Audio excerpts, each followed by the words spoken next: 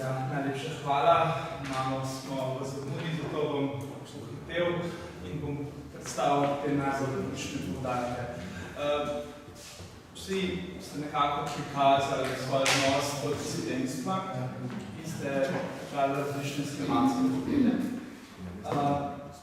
Jaz pa bom tako se bolj osredotočil na to osebno izkušnjo, poskušal osredotočiti na to osebno izkušnjo nekoga, ki postane disident. Ker ne postane disident samo on, oziroma ne tvega samo on, ampak tudi njegova družina, njemu ljube osebe. In potem, ko smo se dogovorili, da priredimo simpozij o disidencu, si jaz razmišljal, katera oseba bi ustrezala temu pogoju, da je sedel za mizo in potem se odmaknil te mize in hkrati je moral sprejeti prelomno odločitev, torej da je zapustil domovino in odšel v tujino. Odhod v tujino je že danes težak, kaj šele takrat, ko so bile slabše povezave in je s odhodom v tujino je bilo povezano tveganje. Tudi danes je, ni to vezano samo na Jugoslavijo, pa rečemo samo na socialistični, komunistični tip državnega reda. Anton Peterlin, rojen 1908, je odraščal in se šolal v Ljubljani, diplomiral je iz fizike na Filozofski fakulteti v Ljubljani, doktoriral v Berlinu in potem po vrnitvi v Slovenijo, v Gradsko stanovino, dobil službo na Ljubljanski univerzi kot docent. Torej, njegova karijera v tem oziru dobro napreduje in je bil dejansko prvi profesor, naslednji profesor fizike. Kot mlad je bil tudi načrtovan, da bo on tisti, ki bo nosilec tega pomembnega predmeta. Potem med drugo svetovno vojno je bil interniran, živel v Dresdnu, kjer je imel to srečo, da je lahko izvajal raziskavo. In potem že pred koncem vojne je razmišljal, kako bi razširil to znanstveno podlago, torej da bi se znanost razširila in se je obrnil na takrat najbolj cenjenega organizatorja na kulturnem področju, na Frana Ramovša, ki je bil glavni tajnik Slovenske akademije znanosti in umetnosti. Torej, v bistvu njemu predstavil svojo vizijo, kako bi razvijali to področje na Ljubljanski univerzi. Potem po vojni pa pride do precejšnje spremembe na akademskem področju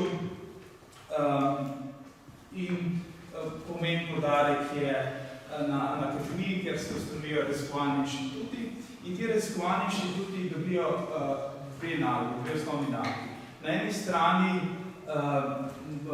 gojiti strogo znanost in na drugi strani vzgojiti svoje naslednike, torej razširiti krog znanstvenikov. Prosvetno ministrstvo je na seznamu znanstvenikov umestilo 107 slovenskih znanstvenikov, kar je sorazmerno malo, je malo. In zato je bil ta poudarek, da se vzgoji nadkader, da se vzgojijo vrhunski mladi strokovnjaki. In v okviru akademije je ustanovljen fizikalni inštitut, ki se kasneje preimenuje v inštitut Jožefa Stefana.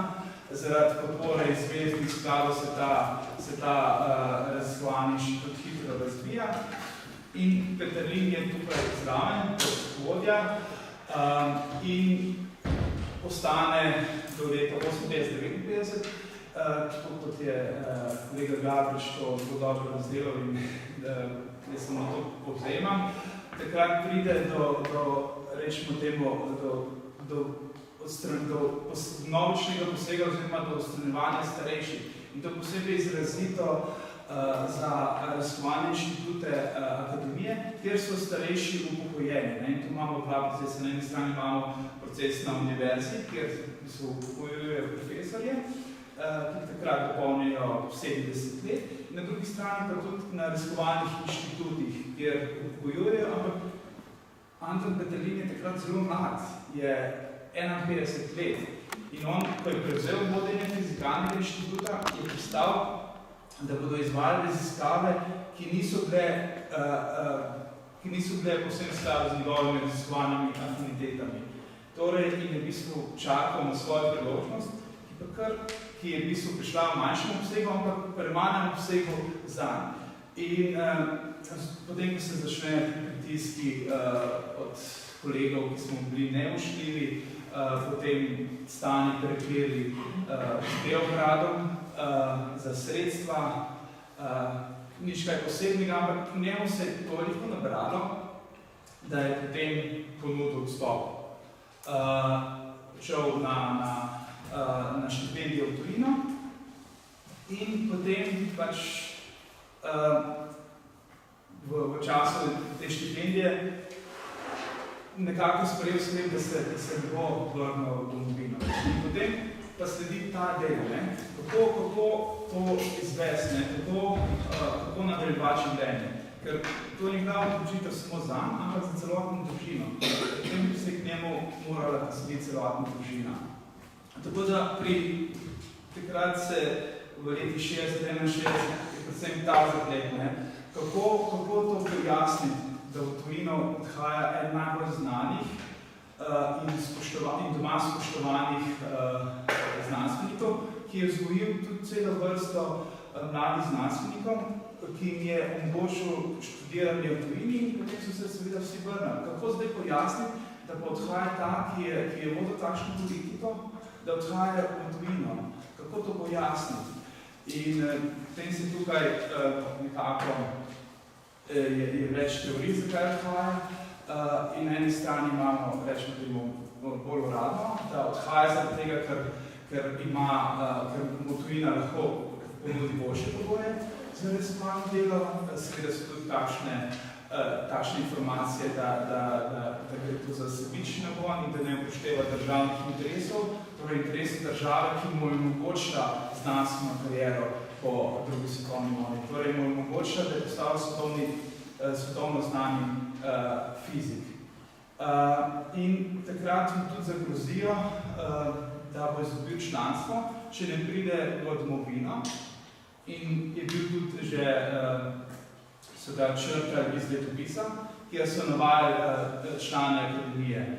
In takrat še ni bilo jasno, ali bo prišel nazaj v domovino, so ga črtali. In potem, ko je pa prišel v domovino, prišel na vljubnostni obvez do predsednika slovenske vlade, so ga ponovno vključili na seznam. In kaj pri Peterlinu povedati? Še, da je potem se večkrat želel vrniti v domovino, vendar niso se uspeli dogovoriti, kako bi se on vrnil. Še zmeraj je trdil, da njegovi nasprotniki zasedajo pomembna mesta in da bodo mu še naprej nagajali. Ampak pri njemu je zanimivo, da potem starost ga odlikujejo kot svetovno znanega fizika. Ob njegovi 75-letnici dobi Kidriševo nagrado za življenjsko delo in ob njegovi 80. obletnici rojstva pa še častni doktorat. Torej, vidimo, da gre za znanstvenika, ki odide v tujino, ampak kasneje kljub temu dobi zelo ugledna priznanja od države. To je nekratko.